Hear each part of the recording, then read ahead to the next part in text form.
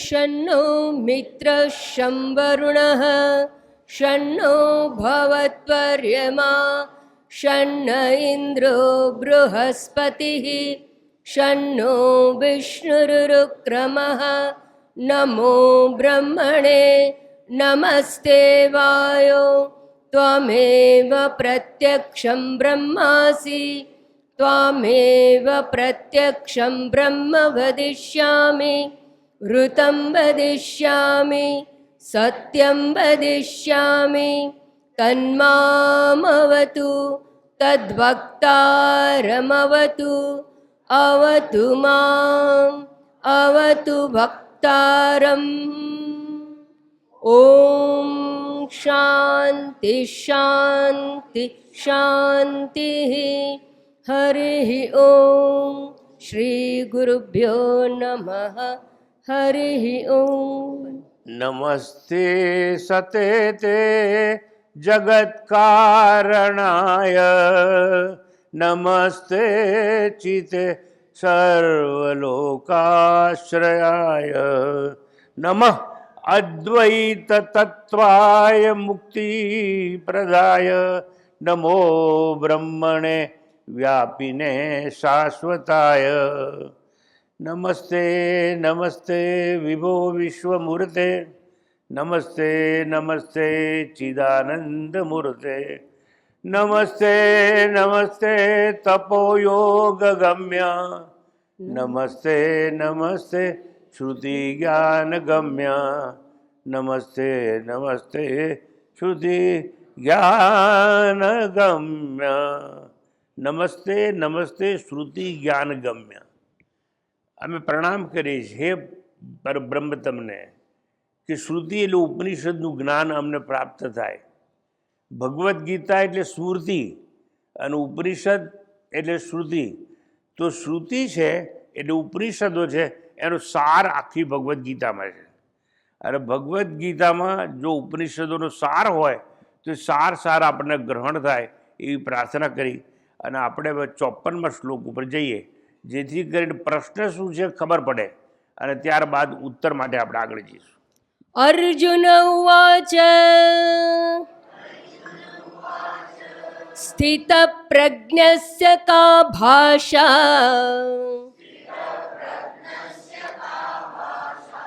સમાધિસ્થસ્ય Keshav સ્થિતધિ Kim પ્રભાષેત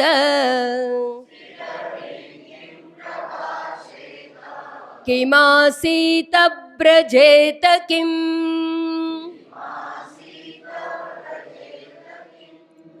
આ પ્રશ્ન શું હતો ફરીથી એકવાર. હંમેશા પ્રશ્ન શું છે એ ખબર હોય તો ઉત્તર સમજાય અને ઉત્તર સમજાય એટલા માટે પ્રશ્ન શું છે એ આપણે હંમેશા યાદ રાખવો જોઈએ. તો કેશવ એટલે સ્થિતપ્રજ્ઞ દર્શનની અંદર બીજા અધ્યાયની અંદર અર્જુન પ્રશ્ન કરે છે. કોને? કૃષ્ણ પરમાત્માને. તો અર્જુન પૂછે છે કે હે કેશવ સમાધિસ્થસ્ય સમાધિમાં સ્થિતપ્રજ્ઞ એટલે સ્થિર બુદ્ધિવાળો જે કોઈ છે એટલે બુદ્ધિ જેની સ્થિર છે એની વાત ચાલે છે. બુદ્ધિ જેની સ્થિર છે તેવા પુરુષના લક્ષણો કયા કયા છે એની વ્યાખ્યા શું? What is the definition of સ્થિતપ્રજ્ઞ? અને સ્થિર બુદ્ધિવાળો પુરુષ કેવી રીતે બોલે છે ચર્ચા થઈ ગઈ.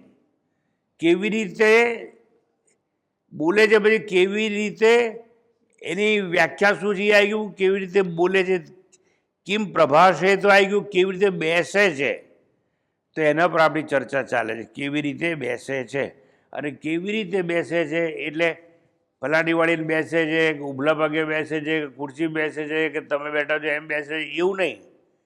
સમાધિ કરવા માટે કેવી રીતે બેસે છે આખી એની યુક્તિ આપી હોય છે પણ એની ચર્ચા અત્યારે સ્થાને છે. પછી કોઈ વાર સમજાઈશું કે બેસવું કેવી રીતે. પલાંટી વાળીને બેસવાનું, પગ ક્રોસ કરવાના પણ 90 અંશના ખૂણે બેસવાનું. કેમ 90 અંશના ખૂણે બેસવાનું? કારણ કે ગુરુત્વાકર્ષણના બળની આપણા શરીર ઉપર અસર થાય જેટલી જેટલી સ્કાય સ્કેપર બિલ્ડિંગો છે 20 માળની 25 માળની એ બધી કાટખૂણે હોય. જો સહેજ પણ આમ હોય તો ઢળી પડે. એટલે કમર સીધી રાખવાની. પછી ગરદન આમ નહીં, ગરદન આમ નહીં, ગરદન પાછળ નહીં, ગરદન સીધી, કમર સીધી, ગરદન સીધી, પલાઠી વાળેલી, હાથના આંગળા એકબીજામાં પરોવાયેલા આમ. સમાધિ માટે કેવી રીતે બેસે છે એની વાત ચાલે છે. કેમ આસી તેની ચર્ચા હું કરું છું. તો પહેલાં તો આવી રીતે બેસી અને અડધી આંખ કુગલી રાખવાની, અડધી આંખ એવું નહીં, આંખો બંધ રાખવાની. આંખો કેમ બંધ રાખવાની? શું ચર્ચા ચાલે છે? સમાધિમાં કેમ બેસે છે? ભાઈ આંખ બંધ કરવાની શી જરૂર? આંખ ખુલ્લી હોય તો પરબ્રહ્મના દર્શન ના થાય? અરે પરબ્રહ્મ તો નિરાકાર છે, એના દર્શન ના થાય, એનું જ્ઞાન થાય. વિમૂઢા નાનું પશ્યંતી, પશ્યંતી જ્ઞાન ચક્ષુ છો. જ્ઞાન ચક્ષુ જોઈએ. અને જ્ઞાન ચક્ષુ એટલે શું? કાં તો શુદ્ધ રાગ દ્વેષથી મુક્ત થયેલું મન, અને કાં તો સૂક્ષ્મ બુદ્ધિ જોઈએ. આ બંનેને જ્ઞાન ચક્ષુ કહેવાય. સૂક્ષ્મ બુદ્ધિ એટલે શું? વિદ્યા વિનય સંપન્ને બ્રાહ્મણે ગવિ હસ્તિની સુનિચૈવ સ્વપાકે ચ પંડિતા સમદર્શિન. એટલે ગાયમાં, કૂતરામાં, હાથીમાં, બ્રાહ્મણમાં, ચાંડાલમાં બધામાં બ્રહ્મ દર્શન કરવું એને સમ્યક દર્શન કહેવાય. એને પંડિત કહેવામાં આવે છે. પંડિત અટક છે એ નહીં. પંડિત એટલે જે જ્ઞાની હોય તે. શું સમજાવું? કેમ બેસવાનું? આંખો ખુલ્લી કેમ નહીં રાખવાની? ચાલો હું તમને જરા પૂછી લઉં. આંખો ખુલ્લી કેમ નહીં રાખવાની? સંકોચ વગર કહો. જુઓ, જ્યાં સુધી આપણી શંકાનું સમાધાન નહીં થાય ને ત્યાં સુધી આગળ નહીં વધી શકાય. બહારની કોઈ વસ્તુ ગ્રહણ ના થાય એટલું કે એનાથી વધારે કંઈ છે? બહારની કોઈ પણ વસ્તુ ગ્રહણ ના થાય એને પ્રતીક કહેવાય.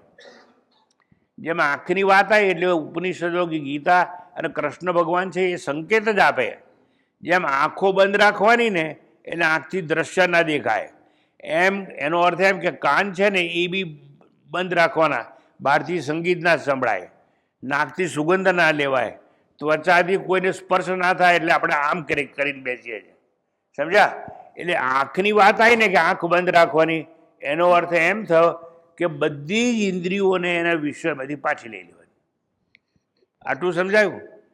આંખની વાત આવી એટલે બધી 5 ઇન્દ્રિયોને જોડી દેવાની. બરાબર? તો હવે આ મંત્ર ઉપર આપણે વિચાર કરવાનો છે. મંત્ર યતતો હ્યપી કૌંતેય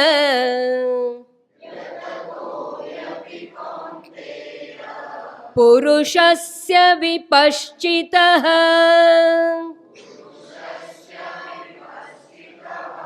ઇન્દ્રિયાણિ પ્રમાથીની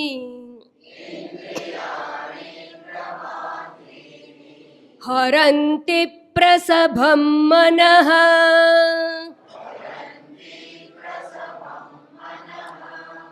પણ અહીંયા બંને શ્લોક એક સાથે જોડે છે. એટલે બંને શ્લોકને એક સાથે અર્થ કરી અને આપણે સમજવાનો પ્રયત્ન કરીએ. તો 61મો શ્લોક બોલો. તાનિ સર્વાણિ સંયમ્ય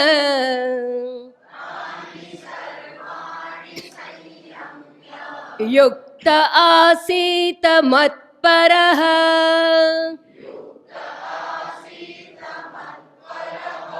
વશે હિ યસ્યેન્દ્રિયાણિ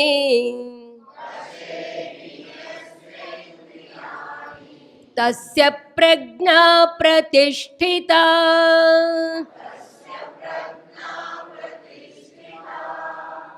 હવે ટ્રાન્સલેશન ભાષાંતર જોઈ લઈએ પહેલાં આપણે. મંત્ર 60 અને 61નું. હે કૌંતેય, જેથી યતત એટલે યત્ન કરનારા, વિપશ્ચિત પુરુષના, બુદ્ધિમાન પુરુષના મનને પણ મથી નાખનાર, ઇન્દ્રિયો બળજબરીથી પરાણે હરણ કરી એટલે વિષયોનું હરણ કરી પ્રતિ લઈ જાય છે, વિષયો તરફ લઈ જાય છે. મનને વિષય તરફ લઈ જાય છે. જુઓ, મન અપી પ્રમાથીની, મનને પણ મથી નાખનારી ઇન્દ્રિયો બળજબરીથી હરણ કરી અને મનને ઘસડી જાય છે. ક્યાં ઘસડી જાય છે? તો કે વિષયોની અંદર. હવે વિષયો કયા છે એના પર આપણે વાત કરીશું. એ પેલા બીજા શ્લોકનું ભાષાંતર. તાની, તે સર્વ ઇન્દ્રિયોને સંયમ્ય વશ કરીને, યુક્ત ચિત્ત સ્થિર કરીને, મત પર એટલે હું પરમ તત્વ જ છું એમ જાણીને બેસવાનું. હું પરમ તત્વ છું. તદ્ધામ પરમમ્મમ, અને પરમ તત્વમાં ગયેલો કદાપી પુનર્જન્મ પામતો નથી, એટલે એનો ફરી જન્મ થતો નથી. એટલે એ માણસ જન્મ ને મૃત્યુના ચક્રમાંથી મુક્ત થઈ જાય છે. એ પરમધામ. તો એ પરમધામમાં છે કોણ? તો કે પરમ તત્વ એટલે પરબ્રહ્મ છે. અને એ પરબ્રહ્મ છે એટલે ઇન્દ્રિયોને વશ કરી ચિત્ત સ્થિર કરી, ચિત્તથી શું સમજવાનું? કે હું જ પરમ તત્વ છું. હવે હું જ પરમ તત્વ છું એટલે બહુ અઘરી વાત છે.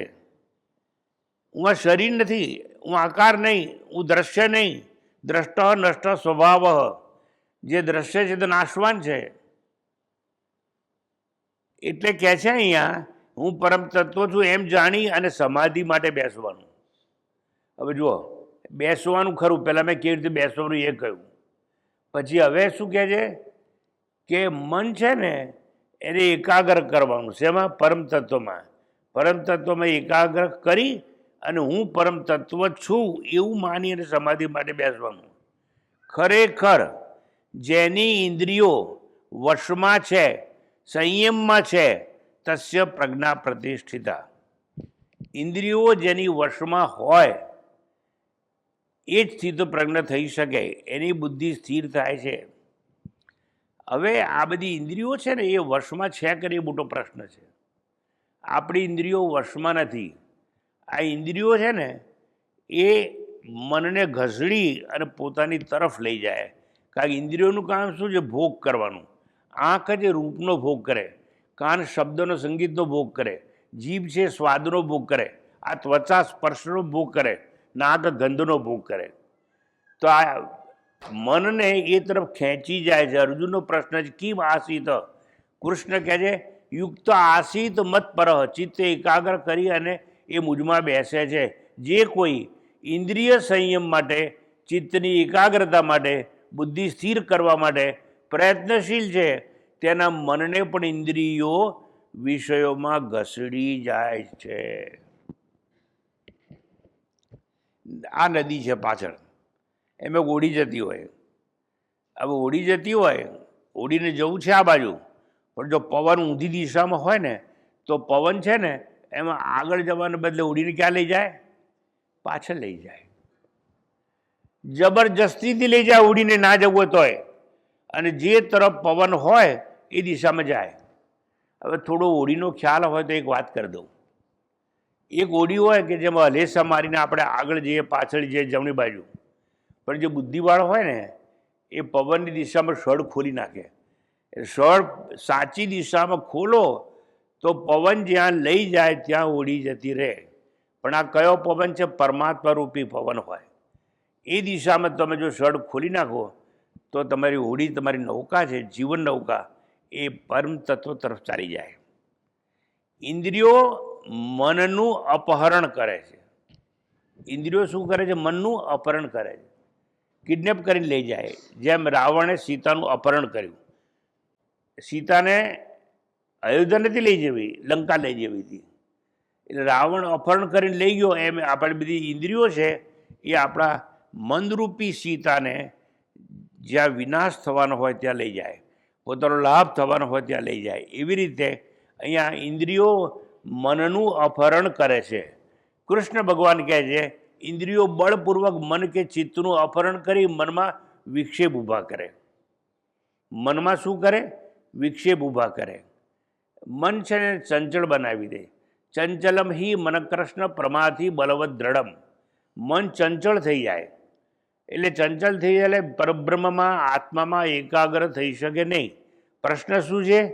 સમાધિ માટે કેવી રીતે બેસે છે? છતાં સ્થિતપ્રજ્ઞ મન ઉપર કાબૂ કરી મનને બ્રહ્મમાં પરોવી રાખે છે. જે સ્થિતપ્રજ્ઞ હોય ને એ મન ઉપર કાબૂ રાખે. તમારા મનને ક્યાંય જવા ના દે. હું મારું મન, પણ મન એવું ચંચળ છે ને, અર્જુન જેવો અર્જુન કહે છે કે મારું મન ચંચળ છે. ચંચલમ હિ મન કૃષ્ણ પ્રમાથી બલવત દ્રઢમ. જ્યાં નથી જવું ત્યાં લઈ જાય. નથી જવું નહીં, જ્યાં ભોગ હોય ત્યાં લઈ જાય, અને ભોગમાં જ લઈ જાય. કારણ કે ઇન્દ્રિયોને શું કરવું છે? ભોગ કરવો છે. માટે તો જુઓ, સ્થિતપ્રજ્ઞ એટલે જે યુક્ત છે, અર્થાત ઇન્દ્રિય સંયમ જેને કેળવ્યો છે તેઓ મત પર મુજ પરાયણ થઈ, મુજ આત્મ સ્વરૂપ કે પરબ્રહ્મમાં એકાગ્ર થઈને બેસે છે. આ મત પરહ શબ્દ બહુ મહત્વનો છે આ ટ્રાન્સલેશનમાં, કે મારા પરાયણ થઈ એટલે કૃષ્ણમાં પરાયણ થઈ. કૃષ્ણ એટલે વાસુદેવ કૃષ્ણ સારથી છે એ નહીં, પણ એનો પણ જે આત્મા છે એ આત્મામાં પરાયણ થઈ અને બેસે છે. મત પરહ. જો માત્ર ઇન્દ્રિય સંયમથી સમાધિ શક્ય હોય તો મહાન ભ્રાંતિ છે. માત્ર ઇન્દ્રિયો પર સંયમ કરો અને તમે એમ માનો કે હું મત પર થઈ જવું, તે ભ્રાંતિ છે. મનને પણ એકાગ્ર કરવું પડે. પણ ઇન્દ્રિયો પર જો કાબુ હોય એટલે બે વસ્તુ છે. એક તો જીતેન્દ્રિય જેનું નામ હોય, એટલે ઇન્દ્રિયો પર કાબુ હોય. એટલે ઇન્દ્રિયો પર કાબુ હોય ને જીતેન્દ્રિય, ઇન્દ્રિયોને જીતેલો કહેવાય. અને એવો જે હોય એ જ મન ઉપર કાબુ રાખી શકે અને મનને શાંત રાખી શકે. મનને મત પર પરબ્રહ્મમાં સંલગ્ન કરવાનો સંદેશ અત્રે આપવામાં આવેલો છે. ઇન્દ્રિયો એટલે ઇન્દ્રિયાણી હરંતી પ્રસભમ મન. ઇન્દ્રિયો હરણ કરે છે, પરાણે. કોનું? મનનું. 5 બળવાન ઇન્દ્રિયો છે આપણી પાસે. મનને વિશ્વમાં બળજબરીથી ખેંચી છે. મનને બાવરું બનાવી દે. મન હંમેશા એનું ચિંતન કરે, કાં તો રૂપનું ચિંતન કરે, કાં તો સંગીતનું ચિંતન કરે, કાં તો સ્વાદનું ચિંતન કરે. આખો દાડો શું રાંધીશું, શું ખાઈશું, શું ખાઈશું, સ્વાદ સ્વાદ સ્વાદ. કાં તો સ્પર્શાનુભૂતિનું ચિંતન કરે કે ક્યારે હું જેને ઈચ્છું છું, જેને પ્રેમ કરું છું, જે મારી પ્રિયતમા છે, એ મને ક્યારે મળે ને ક્યારે આલિંગન કરું. આવી રીતે 5 ઇન્દ્રિયો ભોગનું ચિંતન કરે. અને ભોગનું ચિંતન કરે એટલે મન એ બધું ખેંચાઈ જાય. મન અસ્થિર બને છે, બે કાબુ બને છે, બે બાકડું બને છે. તેથી બ્રહ્મમાં એકાગ્ર થઈ શકે નહીં. બ્રહ્મમાં મન એકાગ્ર થઈ શકે નહીં એટલે મન બંધનનો અનુભવ કરે છે. આપણે બધા વાત કરીએ ને કે હું બંધનમાં છું, બંધનમાં છું, મને મુક્તિ આપો, મને મુક્તિ આપો. બંધન એટલે શું? તો શાસ્ત્રોએ કહ્યું, અને ખાસ કરીને બ્રહ્મબિંદુ ઉપનિષદ કહે છે કે બંધાય વિષયાસક્તમ. આ વિષયની આસક્તિ એવી છે, સંગ એવો છે, રાગ એવો છે કે જે મનને બંધનમાં રાખે છે. બંધાય વિષયાસક્તમ મુક્ત્યૈ નિર્વિષયમ સ્મૃતમ. મુક્તિ જોઈએ છે? હા, મારે મુક્તિ જોઈએ છે. તમારે જો મુક્તિ જોઈતી હોય તો મનને મુક્ત કરો.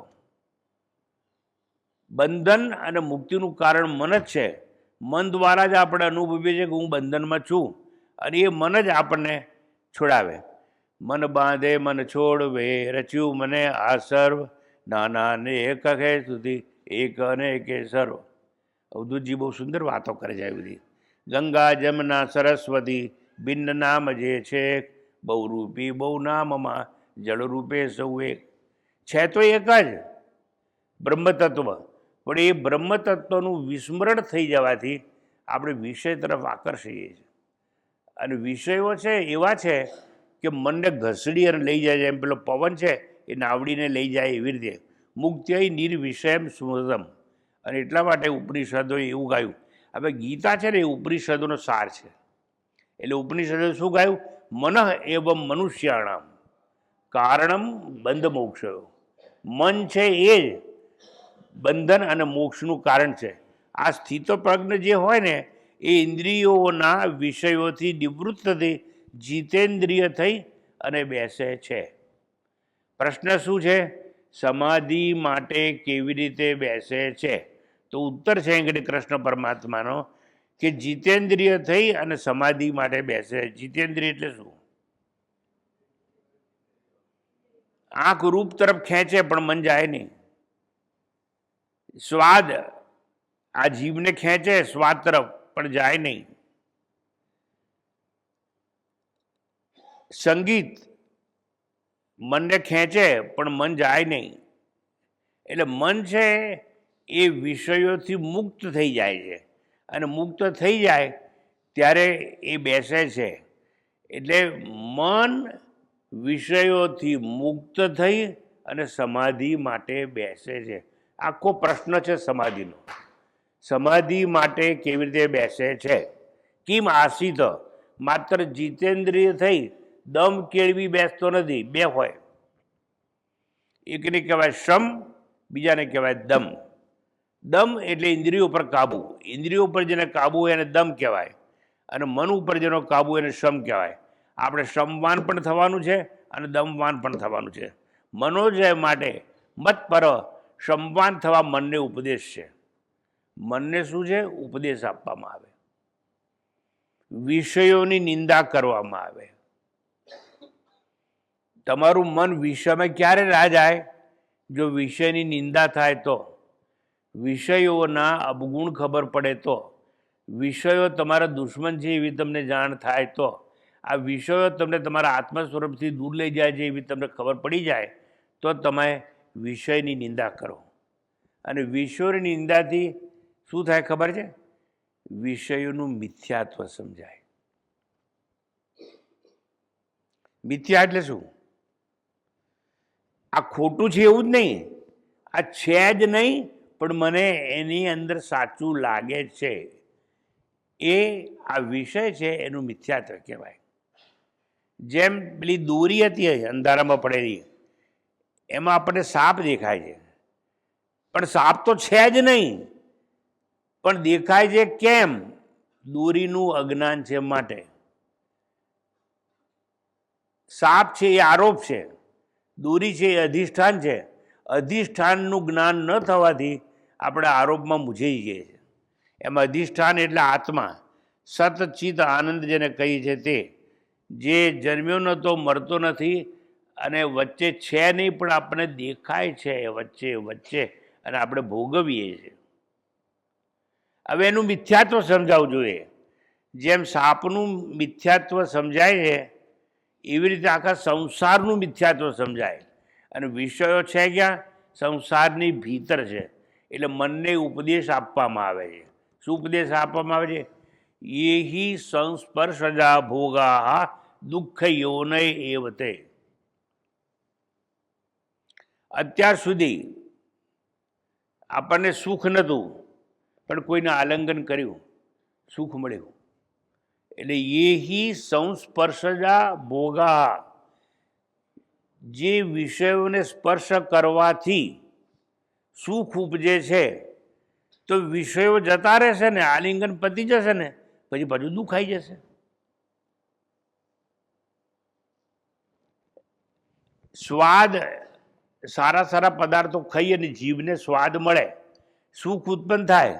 દૂધપાક ખાવાની, શ્રીખંડ ખાવાની, સારામાં સારી ચકની બધું આપણે ખાઈએ છીએ, એ ખાઈએ અને એનાથી આપણે સુખ ઉત્પન્ન થતું હોય, તો એ વિષયો જ્યારે ખલાસ થઈ જાય ત્યારે પાછું દુઃખ ઉત્પન્ન થાય. તો અહીંયા આપણને એવું ઉપદેશ આપવામાં આવે છે, યેહિ સંસ્પર્શજા ભોગા દુઃખો યોનય એવતે. જે ભોગ, સુખ અને ઇન્દ્રિય સ્પર્શથી જન્મે છે, જે ભોગ, જે સુખ ઇન્દ્રિયોના સ્પર્શથી જન્મે છે, તે માત્ર દુઃખની યોની સ્વરૂપ છે. શું ભજન ગાયું છે! વાહ વાહ! શું રાગ, શું આલાપ ખેંચ્યો છે! એટલે આલાપ ખેંચો ત્યાં સુધી કાનને સુખ મળ્યું, પણ એ આલાપ અને સંગીત બંધ થયું એટલે શું થયું? પાછું દુઃખ થયું. તો જે સુખ પેદા કરે અને એ સુખ જતું રહે પછી દુઃખ પાછું આવે, એવા વિષયોમાં જ્ઞાનીઓ લોકો રમણ કરતા નથી. જે ભોગ, સુખ ઇન્દ્રિય સ્પર્શથી જન્મે તે માત્ર દુઃખની યોની છે. હવે એમાં વિશ્વમાં બધું આવી જાય, રૂપ આવી જાય, સંગીત આવી જાય, સ્વાદ આવી જાય, સ્પર્શ આવી જાય અને ગંધ આવી જાય. એટલે આ બધા વિષયો એવા છે કે એને સ્પર્શ કરવાથી સુખ આપે અને પાછા જતા રહે. એટલે કે આદ્યંતવંત કૌંતેય નતે શું રમતે બુધ. આદિ અને અંતવાળા જે વિષયો છે એમાં ન રમતે રમણ કરતા નથી. કોણ? જે જ્ઞાની હોય તે. અજ્ઞાની હોય એમ જ રમણ કર્યા કરે. અને જીવનભર વિષય ભોગવી કાં તો રૂપની પાછળ આપણે ગાંડા થઈ જઈએ. તારી રૂપનો અફીણી, તારી બોલનો વંદાણી, તારી રૂપની પૂનમનો પાગલ કલો, એવું ગાયન આવતું હતું પેલા. એટલે કાં તો રૂપની પાછળ કાં તો બોલની પાછળ. એટલે આ માણસ શું કરે છે કે વિષયની પાછળ દોડે છે. પ્રશ્ન શું છે? કેવી રીતે બેસે છે? એટલે શંકરાચાર્ય બહુ સ્પષ્ટ રીતે આવું સમજાવવા માટે એક દાખલો આપે છે અને કહે છે, નારી સ્તનભર નાભિનિવેશમ મિથ્યા માયા મોહાવેશમ એતન માસ વસાદિ વિકારમ મનસી વિચારે વારંવારમ. દરેક પુરુષને સ્ત્રીના સ્તન પ્રત્યે આકર્ષણ હોય. આકર્ષણ હોય પણ જ્યાં સુધી એને સ્પર્શ કરે અને ત્યાં સુધી જ એ સુખ આપે, પછી એ સુખ ના આપે તો કે નારી સ્તનભર નાભિનિવેશમ. તો સ્તનથી નાભી સુધીનો જે શરીર છે ને એ તો માંસ છે. અરે એમાં રક્ત છે, અરે એમાં પરવું છે, અરે આંખમાં પિયા છે, એની પાછળ તું પાગલ થયો. તો જુઓ, નારી સ્તનભર નાભિનિવેશમ મિથ્યા માયા મોહાવેશમ. એ તો માંસ છે, લોહી છે, પરવું છે, એની પાછળ મન કેમ દોડે છે? મનસી વિચિંત વારંવાર. આવું વારંવાર વિચાર કરી એટલે શું કર્યું? આ દાખલો આપ્યું ને એ બધાને સ્પર્શ કરે. વિષયો, 5 વિષયોને, કે 5 વિષયો છે એ વિષયો માંસ, પરવું, લીટ આમ કાઢીને ફેંકી દે છે ને એમ આ બધી વસ્તુ ફેંકી દેવી જોઈએ. ગતવતી વાયવ દેહા પાય ભાર્યા બિંબતી તસ્મિન કાય. જે પ્રિયતમા હોય ને, જેને બહુ જ પ્રેમ કરતી હોય, જેને બહુ જ આલિંગન કર્યા હોય, જેને બહુ જ ચુંબન કર્યા હોય, જેની સાથે બહુ ભોગ કર્યો હોય, પણ જ્યારે મરી જાય ને એટલે પેલા ડાઘુઓને કહે છે, ભાઈ લઈ જાઓ, હવે લઈ જાઓ. ના, તમે જેને બહુ પ્રેમ કરતા તેનું મળદું છે રાખી મૂકો ને. અરે નહીં, હવે 1 મિનિટ પણ નહીં રાખવાનું. ભાર્યા બિંબતી તસ્મિન કાય. ભાર્યા એટલે સ્ત્રી. આ પોતાની સ્ત્રી છે, પ્રિયતમા છે ને, એ પણ બિંબતી તસ્મિન કાય. એ શરીર, જેને શરીરને પ્રેમ કર્યો હતો ને એ શરીરથી જ હવે ભય અનુભવે છે. ગતવતી વાયવ દેહાપાય ભાર્યા બિંબતી તસ્મિન કાય. આવી રીતે અહીં આગળ વિષયોની નિંદા કરવાનું કહ્યું છે. વિષયની નિંદા કરીએ તો જ એમાંથી આપણે દૂર થઈ જઈએ. આ વિષયો કેવા છે એની નિંદા કરવાનું. કલાપી બહુ સુંદર વાત કરે છે અને કહે છે, જે પોષતું એ મારતું એ કર્મ નથી શું કુદરતી. હરણ હોય ને એના શિંગડા બહુ સુંદર હોય અને દેખાવ બહુ સરળ હોય. હરણને જો શિંગડા ના હોય ને તો એ સારું ના દેખાય, સૌંદર્ય ના હોય એનામાં. પણ એ જ શિંગડા જ્યારે ઝાડીમાંથી જતું હોય ને એની પાછળ કૂતરા પડ્યા હોય, એની પાછળ ચિત્તો પડ્યો હોય, એની પાછળ વરુ પડ્યું હોય, એની પાછળ રીંછ કે વાઘ પડ્યો હોય તો એ શિંગડા ઝાડીમાં ફસાઈ જાય અને એ શિંગડાના લીધે જ એનું મૃત્યુ થાય. એટલે જે રૂપ છે ને, જેને ફાઉન્ડેશન કરીએ, જેને પાવડર લગાવીએ, જેને સ્નો લગાવીએ, જેને મેકઅપ કરીએ, જે શરીરને આપણે મેકઅપ કરીને સુંદર બનાવવા કરીએ છીએ, એ રૂપ સારું હોત તો એની પાછળ કોઈ પડે ને. કદરૂપાની પાછળ કોણ પડે? તો જે પોષતું એ જ મારતું એ ક્રમ નથી શું કુદરતી. બીજું, આ કસ્તુરી મૃગ હોય ને એને બધા શિકાર કરે. શું કરવા? એના પેટમાં કસ્તુરી છે એટલે. કસ્તુરી ના હોત તો એને શિકાર કોઈ ના કરે. સમજાવવાનું, કસ્તુરીની વાત સમજાવવાની નથી, રૂપની વાત સમજાવવાની. ચિત્તોડની રાણી શું નામ હતું ખબર છે? પદ્માવતી ને. હવે એટલી રૂપાળી કે અલાઉદ્દીન ખિલજી નામનો રાજા સમ્રાટ દિલ્હીનો, એના રૂપની પાછળ પાગલ થઈ ગયો. રજપૂતોએ એમ કહ્યું કે અમારી સ્ત્રીનું મોઢું તમે જોઈ શકો નહીં. આજે પણ આપણા ગામડામાં જાઓ તો સ્ત્રીઓ લાજ કાઢતી હોય છે, કોઈનું રૂપ જુએ નહીં માટે. હવે લાજ કાઢે ને એટલે આપણને તરત ડાઉટ જાય કે આમાં કંઈક છે. અને જો લાજ ના કાઢી હોત તો રૂપ દેખાય તો એની પાછળ તો પડે જ લોકો.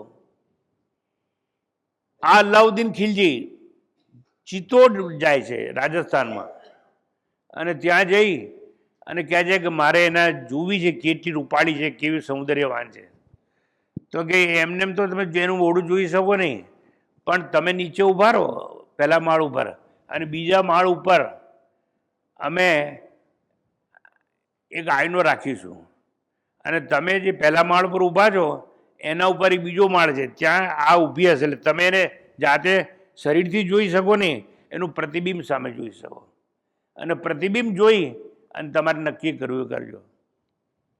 અલાઉદ્દીન ખિલજી પ્રતિબિંબ જોઈને જ, રૂપ નહીં, એનું પ્રતિબિંબ જોઈને જ એટલો બધો પાગલ થઈ જાય છે, યુદ્ધ કરે છે એને મેળવવા માટે. એમાં હજારો સ્ત્રીઓ જૌહર કરે છે, એટલે જીવતી ચિતામાં બળે છે. રજપૂતો કેસરિયા કરે એટલે કેસરિયા કપડાં પહેરી અને એ લોકો યુદ્ધ કરતા હોય છે. આપણે સમજવા શું માગીએ છીએ? આ વિષયો છે ને એ નિંદા નહીં કરીએ ને તો આપણને ખબર નહીં પડે અને આપણે એની પાછળ પાગલ થઈ જઈશું. માટે અહીંયા કહ્યું છે એવી રીતે આટલા આપણા આશ્રમમાં સાંજે ભીડ થાય છે. શું કરવા? મોર જોવા. બધા મા બાપ એના છોકરાઓને મોર જોવા લઈ આવે છે. મોર જોવા શું કામ લાવે છે? એના પીંછા બહુ સરસ છે, રંગીન પીંછા છે, એમાં કલર છે. જો મોરના પીંછા આવા સુંદર હોત નહીં તો કોઈ જોવા આવે જ નહીં. અને જેટલા નાના છોકરાથી મોટા માંડીને બધા પેલો વિડીયો લઈ અને એના આ મોબાઈલ લઈ એના ફોટા પાડ કરે. કેમ? હવે એની નિંદા કરવાની. તો આવી રીતે તમને ખબર તો પહેલાં રાજસ્થાનમાં જાઓ તો બહેનો ચૂડી પહેરે, નાની ચૂડી, મોટી ચૂડી, મોટી ચૂડી, મોટી ચૂડી, મોટી, અહીંથી અહીં સુધી ચૂડીઓ પહેરી હોય. પણ શેની હોય ખબર છે? હાથીદાંતની.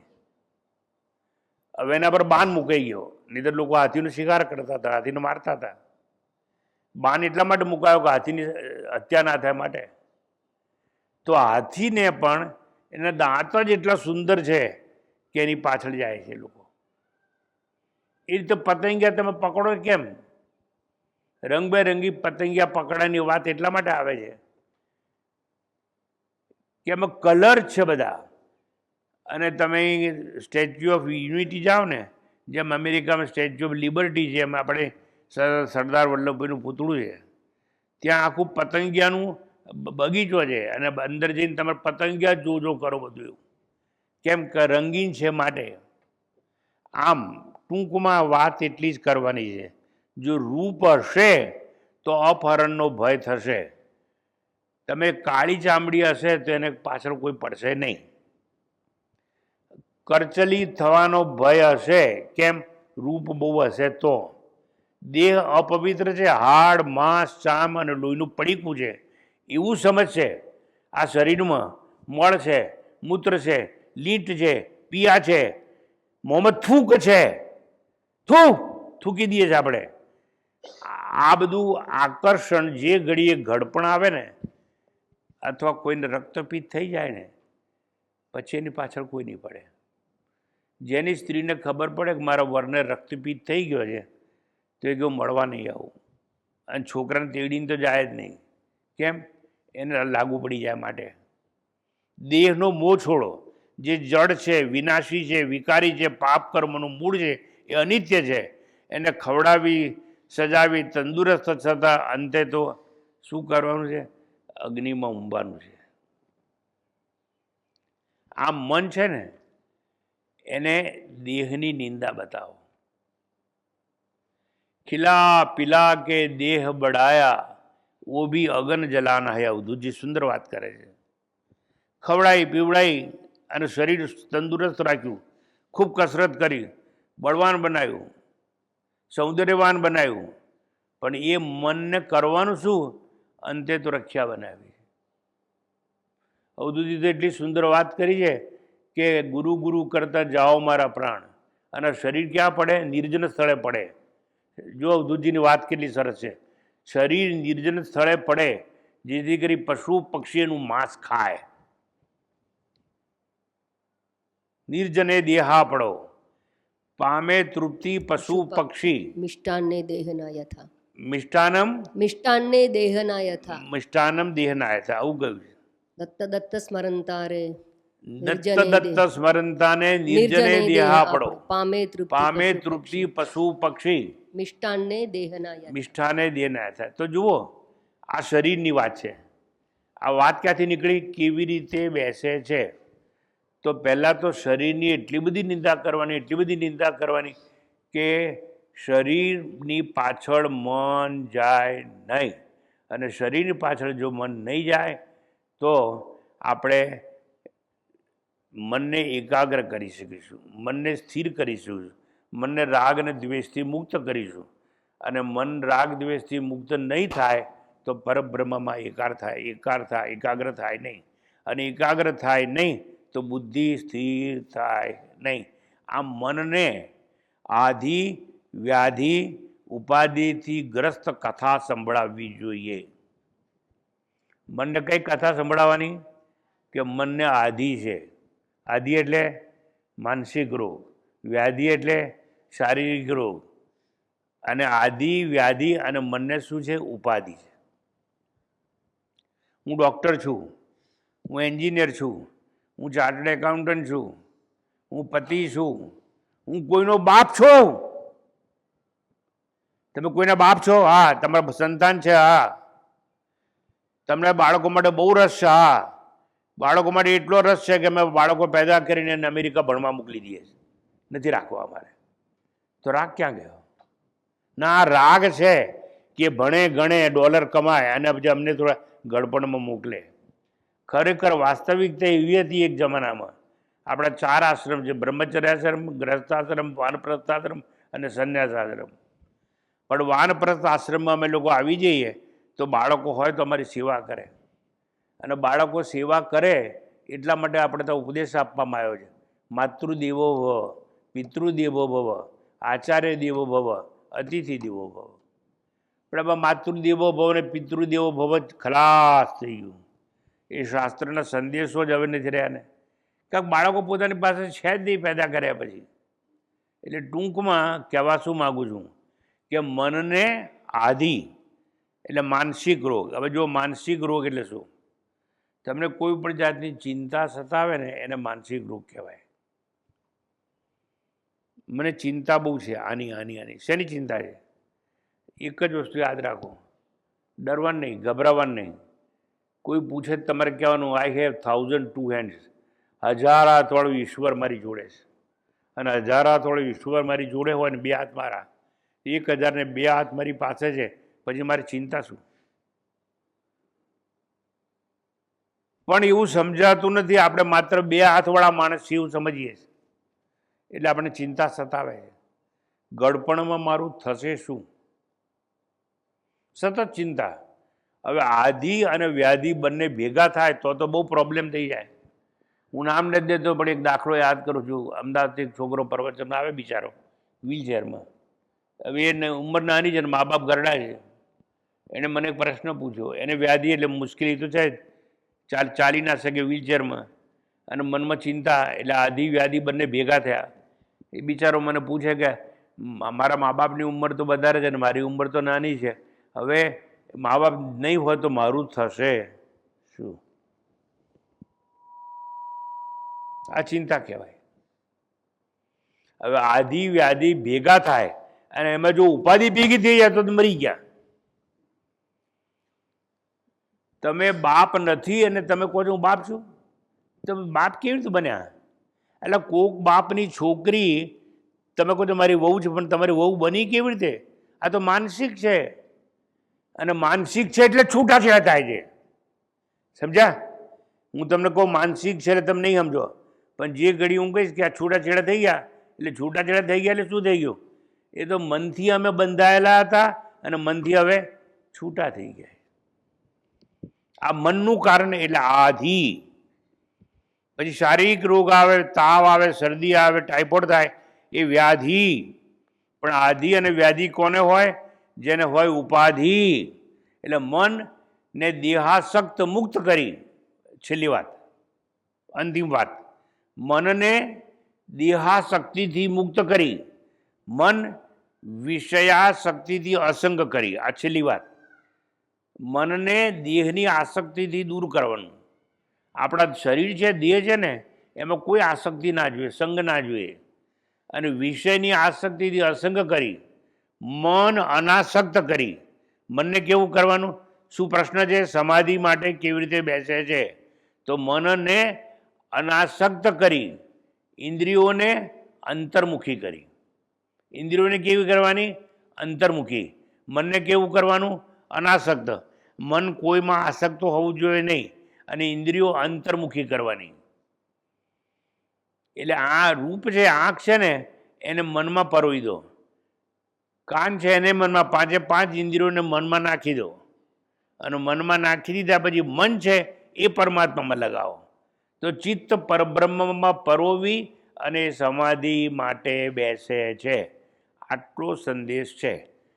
ફરીથી એકવાર, આ આખો પ્રશ્ન છે, એનો ઉત્તર, આટલી બધી ચર્ચાનો અંત અને તાત્પર્ય એટલું છે કે સમાધિ માટે કેવી રીતે બેસે છે? તો મનને દેહાશક્તિથી મુક્ત કરીને બેસે છે. દેહમાં જરા પણ આકર્ષણ નહીં. કેમ? આ દેહ છે ને, એની અંદર મળ છે, મૂત્ર છે, લીંટ છે, પિયા છે. નોટ ઓનલી દેટ, આ શરીર છે ને, એ જન્મેલું છે, મરવાનું છે.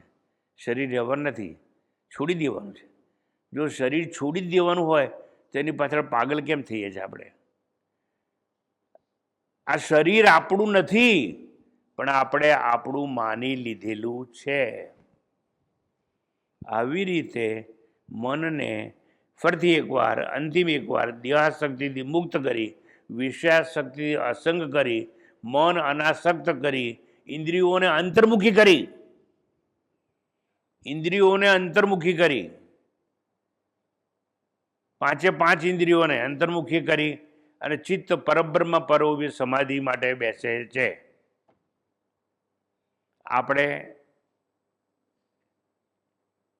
બાહ્ય કન્ટેનર પાછળ પાગલ છીએ. અમારા ગુરુજી સ્વામી ચિન્મયાનજી એક સુંદર દ્રષ્ટાંત તમને આપતા હતા. ચિન્મયાનજી એકવાર તબિયત નથી બરોબર, એટલે એને યુરિન ટેસ્ટ માટે મોકલવો હતો. યુરિન ટેસ્ટ માટે મોકલવો હતો એટલે લેબોરેટરી જ્યાં હોય ત્યારે બાટલીમાં, તમને ખબર છે કે આપણે યુરિન પાસ કરી અને ટેસ્ટ માટે મોકલીએ. એમની પાસે કોઈ બાટલી તરત જડી નહીં, એટલે એક ફ્રાન્સનું, પેરિસનું સુંદર એક અત્તર આવે, એનું નામ છે ઇવનિંગ ઇન પેરિસ. એ બાટલીનું નામ. એટલે બાટલી હતી ઇવનિંગ ઇન પેરિસ. એટલે એમણે તો કીધું, ડૉક્ટરે કીધું કે તમારું યુરિન ટેસ્ટ માટે મોકલજો. એટલે એણે શું કર્યું કે પેલા બાટલીમાં ભરી અને કોઈને કીધું કે જાઓ, આ લેબોરેટરી છે ને, તે શોભા કુલકર્ણી નામની બેન છે, એને આપજો, અને એ બધું ટેસ્ટ કરીને રિપોર્ટ પછી મને મોકલશે. એટલે પેલો જે માણસને આપવા મોકલેલો ને યુરિન ટેસ્ટ કરવા માટે, બરાબર, લેબોરેટરીમાં, એણે વાંચ્યું ઇવનિંગ ઇન પેરિસ. વાહ! આ બાવાઓ, મારા બેટાઓ, સાધુઓ ઇવનિંગ ઇન પેરિસ અત્તર વાપરે છે. લાવો ને, આપતા પહેલાં આપણે જરાક જોઈ લઈએ. તેણે તો બાટલી ખોલી, ભાઈ, બાટલી ખોલી અને આમાં કરી અને આમ બધે લગાડી અને પછી યુરિન ટેસ્ટ માટે તો આપી દીધું ત્યાં ઘડી. પણ પછી થોડી વાર થઈ અને એને ખબર પડી કે ઇવનિંગ ઇન પેરિસ એટલે શું છે. એવી રીતે ઇવનિંગ ઇન પેરિસ બોટલ કેવી છે, કન્ટેનર, એમ આ શરીર કન્ટેનર છે. આ શરીરમાં મળ, મૂત્ર, લીંટ, પિયા આ બધું છે, અને એમાં તમે પ્રેમ રાખશો નહીં. નહીંતર પેલા માણસની જે દુર્દશા થઈ એવી આપણી દુર્દશા થશે. માટે અહીંયા સમજવાનું કે દેહ કન્ટેનર છે. મેકઅપ, અત્તર, સ્નો, પાવડર તમે કોને કરો છો? કન્ટેનર છે એને, કન્ટેન્ટને નહીં. કન્ટેન્ટ તો અંદર મૂત્ર છે એ હતું. એવી રીતે મળમૂત્ર પરવું પરસેવો લોહી આ બધું આપણા શરીરમાં છે અને એ શરીર માટે મોહ રાખવો નહીં. વન્સ અગેન લાસ્ટ, મનને અનાસક્ત કરી, ઇન્દ્રિયોને અંતર્મુખી કરી અને ચિત્ત પરબ્રહ્મમાં પરોવી અને આ સ્થિત પ્રજ્ઞ એટલે જેને પોતાની બુદ્ધિ સ્થિર કરવી છે એ સમાધિ માટે બેસે છે. આ બંને શ્લોકનો આ નિષ્કર્ષ છે. એના પછીના શ્લોક છે, ખૂબ સુંદર સુંદર શ્લોકો આવે છે. હવે ખરેખર તો સારામાં સારા શ્લોકો હવે શરૂ થાય છે. એના પર આપણે ફરીથી જ્યારે રવિવારે મળીશું ત્યારે વાત કરીશું. શાંતિ પાઠ. ઓમ પૂર્ણમદઃ પૂર્ણમિદં પૂર્ણાત પૂર્ણમુદચ્યતે પૂર્ણસ્ય પૂર્ણમાદાય પૂર્ણમેવાવશિષ્યતે. ઓમ શાંતિ શાંતિ શાંતિ. હરિ ઓમ. શ્રી ગુરુભ્યો નમઃ. હરિ ઓમ.